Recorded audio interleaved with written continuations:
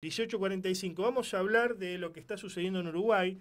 Allí el candidato Yamandu Orsi, con un nombre bastante particular, ¿no? Y bien uruguayo. El candidato Yamandu Orsi del Frente Amplio venció en el balotaje con el 52,1% de los votos al derechista Álvaro Delgado, que sacó el 47,9%. Voy a ser un presidente que construye una sociedad más integrada. Eso fue lo que dijo el líder frente amplista. Un partido de centroizquierda, progresista o socialdemócrata, por considerarlo de alguna forma. Vamos a hablar con Emilio Ordóñez, analista de política internacional, para que nos comente sobre la elección y que nos diga si esto puede significar el inicio de una ola de gobiernos más populares o más de centroizquierda ganando la región. ¿Cómo estás, Emilio? Buenas tardes. ¿Qué tal, Antonio? Buenas tardes para ti y para toda la audiencia. ¿Cómo va? ¿Todo bien? Gracias por atendernos. Primero, antes que nada, ¿cómo considerás al gobierno de Yamandu Orsi? ¿Es centroizquierda? ¿Es más tirando al centro? ¿Es izquierdista? Porque en Uruguay los partidos políticos son un poco diferentes a la Argentina, ¿no? Sí, me parece que el gobierno de Yamandu Orsi, el perfil que dio a conocer en campaña, habla más de una izquierda moderada Claro. que como estrategia para el balotaje intentó moverse un poco más al centro, al tono con lo que viene pasando también en otras regiones, ¿no? Pensando en Brasil en otro contexto y en otras circunstancias. Lula armando este amplio instrumento político que le permitió ganar las elecciones, ¿no? Una estrategia política de amplitud que no fuera solamente encorsetarse en el Partido de los Trabajadores. En el caso uruguayo es distinto porque el Frente Amplio es no solo es una coalición muy sólida, una coalición muy institucionalizada, con una gran capilaridad al interior, ahora sí al interior de todo Uruguay. Esto es parte del secreto del triunfo de Yamandu Orsi, uno de tantos, es que logró salir de sus terrenos más fuertes, que son Montevideo y el departamento de Canelones, de ahí de donde viene originalmente Yamandu Orsi, habiendo sido intendente del departamento durante los últimos 10 años, por lo menos hasta el 2023, si no me equivoco. Con lo que, a ver, me parece que el perfil que le está dando Orsi es un perfil bastante parecido a una socialdemocracia vernácula, ¿no? Una Claro. socialdemocracia que es en algún punto propende a una mayor participación del Estado, pero deja también amplio margen a las empresas para participar en la economía, sí con un criterio tipo prodistributivo, Ujú. muy atento a las necesidades de los que menos tienen, y en este sentido me parece que es mucho más moderado Ujú. de lo que se intentó hacer ver en un momento de la campaña Se, electoral, se, sobre todo por se, parte del Partido se Nacional. lo podría definir a Yamandu Orsi, pero también al Frente Amplio, como una especie de liberal, ¿no? Al estilo estadounidense. Porque, o sea, yo analizando la historia, no veo populismo en Uruguay, no ha existido, salvo el gobierno de Valle por ahí, que fue más cercano a los trabajadores, yo qué sé, pero no existió el populismo y no creo que exista como en la Argentina. Por eso veo a los partidos políticos más parecidos a los europeos o a los estadounidenses, con una suerte de bipartidismo clásico. ¿Cómo lo ves vos? No, el Frente Amplio es bastante sui generis porque digamos, realmente es un frente con alrededor de 15 formaciones de distinto nivel, y no solo de distinto nivel en cuanto a su preeminencia, sino de distinta orientación ideológica. Tenés desde una derecha dentro del dentro del Frente Amplio, tenés sectores mucho más promercados, representados por el fallecido ministro de Economía de Tabaré Vázquez, Danilo Astori, o tenés el Partido Comunista, Claro. o tenés también otras formaciones como la vertiente artiguista, que de aquí vino justamente, aquí militó en su juventud el presidente electo, antes de pasarse al movimiento de participación popular del Pepe Mujica, hoy este es el partido prevalente en el Frente Amplio, con un 40% de los votos que obtuvo en la primera vuelta de las elecciones. Así que me parece que es complicado plantear o etiquetar al Frente Amplio desde una perspectiva politológica, pero hay un consenso que siempre es tirar al centro, ¿no? Y en este sentido es algo bastante compartido en la historia reciente uruguaya. El Partido Nacional tampoco saca los pies del charco de ese centro, claro, solo que tiene una visión bastante más liberal en el sentido económico, no liberal, sino liberal en el sentido económico. En particular, Álvaro Delgado le proponía una impronta algo más conservadora en algunos aspectos de la agenda, pero en general el sistema político uruguayo es muy ordenado, muy partidocrático, mucho menos afecto a los personalismos políticos ni a los hiperpresidencialismos. No existe eso en Uruguay, eso es una característica, y con una gran confianza en los partidos políticos. No por nada dijo Yamandu Orsi en su discurso celebratorio, habló justamente de tender puentes, habló de un gobierno dialoguista y sobre todo dijo larga vida a los partidos políticos y al sistema político uruguayo, porque claro, hay una devoción a ese armado por parte de todo el arco político del país oriental. ¿Por qué pierde Delgado? Algunos decían, Álvaro Delgado, algunos decían, bueno, no es un buen candidato, el candidato debía haber sido Lacalle Pou, lo que pasa es que no hay reelección, no le pudo transferir los votos. El negro González Oro, periodista argentino que vive allá, él decía, no, bueno, en realidad lo que pasa es que lo que dijo Álvaro González no tiene nada que ver con algo nuevo, sino solamente habló de lo que había hecho Lacalle, no hubo nada innovador. ¿Por qué perdió?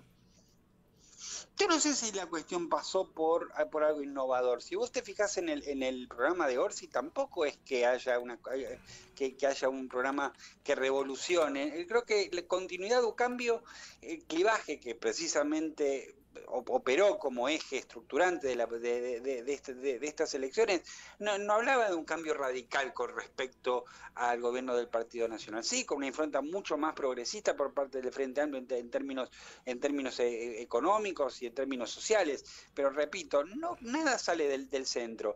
Para mí hay algo de verdad en lo que dijo el negro González Oro. Me parece que Lacalle termina muy bien la presidencia, termina con alrededor del 50% de popularidad, un milagro considerando los escándalos de gobierno que ha tenido, que han involucrado incluso anexos de su gobierno con narcotraficantes. O sea, el escándalo del pasaporte dado al narcotraficante uruguayo Sebastián Marcet, que le costó el puesto a 5 altos funcionarios de primera línea de su gobierno, no parece haberle tocado a él.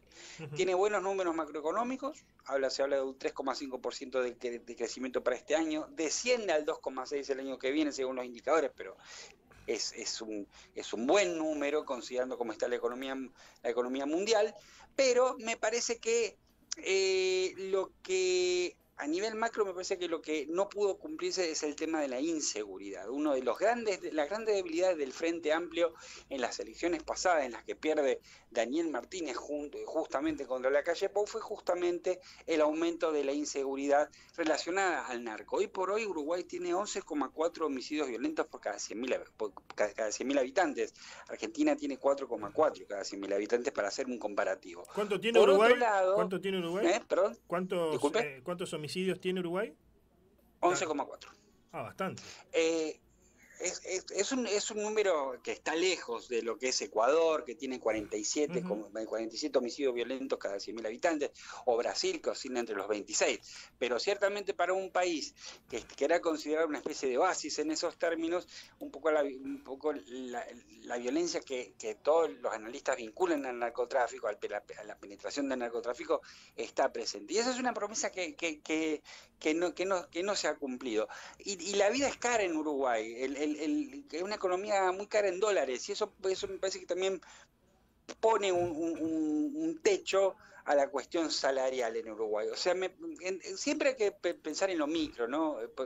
Lo mismo pasó en Estados Unidos con Joe Biden. Uno podrá decir lo que quiera de Biden, que está grande, que ya no se orientaba o que fue errático en el último mandato de la presidencia, pero en otras circunstancias más normales y con esto más normales significa más de acuerdo a lo que vos y yo solíamos entender la política, Antonio, porque yo te considero parte de mi generación, a que sos, no sé qué tanto más joven que yo sos, pero creo que... Del 84. Del 84. ¿Cuánto? Sí, estás bien. Sí, sos un pibe en comparación conmigo. Pero sí, entendemos la política más o menos, o fuimos criados en un ambiente político parecido, o el entendimiento de la política parecida. Los números de Biden lo hubieran valido en otro tiempo una reelección, pero estos son otros tiempos. Otros tiempos. Y claro, y acá es lo interesante de Uruguay. Esos nuevos tiempos de extremas derechas, de las formaciones neopatriotas, no han penetrado ni en la cultura política uruguaya, ni en el discurso, ni en los partidos aún. Y eso me parece algo bastante interesante a recalcar. Bien, finalmente, la pregunta del millón. ¿Pensás que esto puede ser un inicio de una ola centroizquierdista o socialdemócrata, quizás parecida, quizás no, lo dirás vos, a los socialismos del siglo XXI, ganando en varios lugares de Latinoamérica, o no?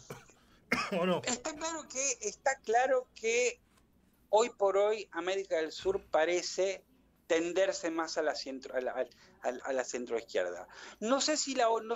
Creo que no tiene que ver ya, aclaro, no tiene que ver ya con la marea rosa de principios de siglo de gobiernos progresistas de distinto cuño. Lula, Kirchner, Bachelet, Chávez en algún punto. Depende también más allá de la simpatía o antipatía, ¿no? Y sin definir en este momento qué izquierda es buena o mala, ¿no?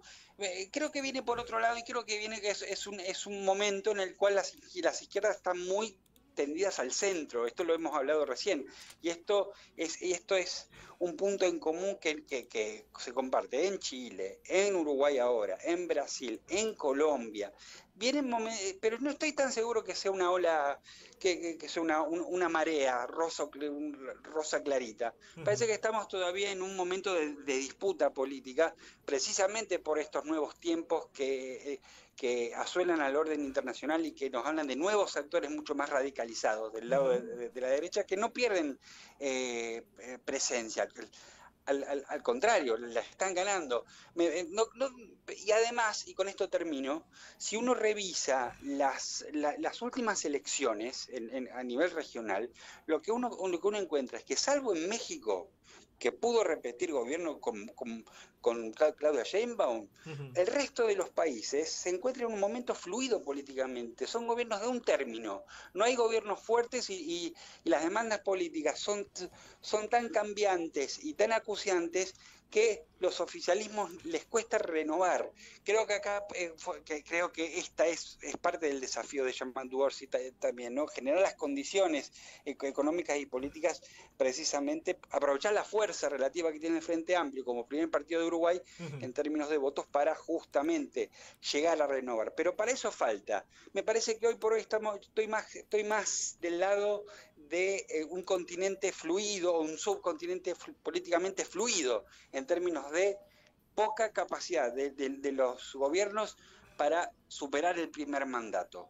Me parece que es el momento, en un contexto en el cual los gobiernos de izquierda están ganando presencia en América Latina, pero están más tirados al centro por cuestiones de operatividad política y tratar de buscar ganancias electorales. Y sobre todo programas también, porque el programa de Jean-Marc Orsi también es un programa bastante de centro. No por nada, en Uruguay le dicen Tibiorsi, porque se esperaba, porque se esperaba algo un poco más combativo en el estilo, no sé si Tabaré, pero sí el Pepe Mujica. Y bueno, los cambios generacionales traen esto también, ¿no? Otros tonos políticos, y bueno, habrá que ver qué le depara a Jean-Marc Orsi, cuyo nombre, para terminar, significa el que da la vida, o el protector en lengua charrúa. Gracias por este contacto, Emilio, querido. Abrazo grande, Antonio. Adiós.